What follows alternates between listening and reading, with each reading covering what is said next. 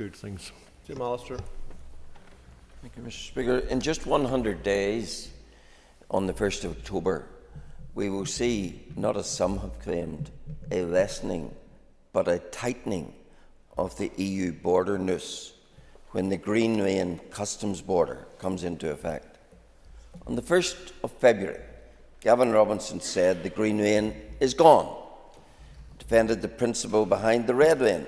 He said the government had provided constitutional harm which his party had repaired. But when asked by the BBC about whether the Irish Sea border had been removed, Mr Robinson said the Green Lane is gone. Then, on the 8th of April, he admitted overselling it.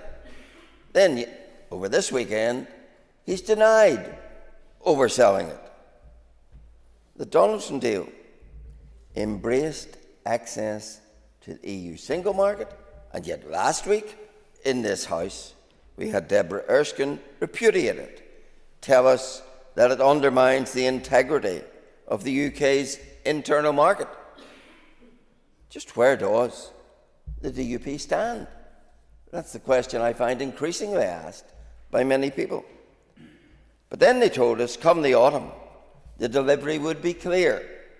Well, on the 1st of October, the Green Lane customs border comes into force for the first time.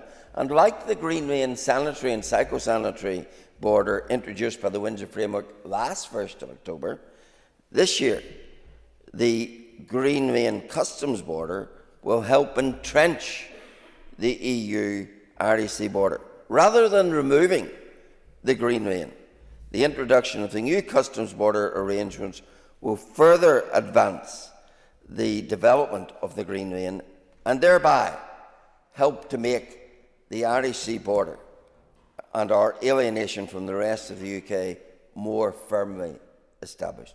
It is nothing short of mind-boggling that the leader of the DUP should have sought to argue that the autumn would validate the removal of the Green Lane, when in reality what it does is result in the introduction of the next stage of the Green Lane, the application of Green Lane customs border in addition to the Green Lane SPS border that is already in place, together with the Red Lane, all of which stays, is making the Irish Sea border the subject of the most complicated customs and SPS registration anywhere in the world. Those are not my words.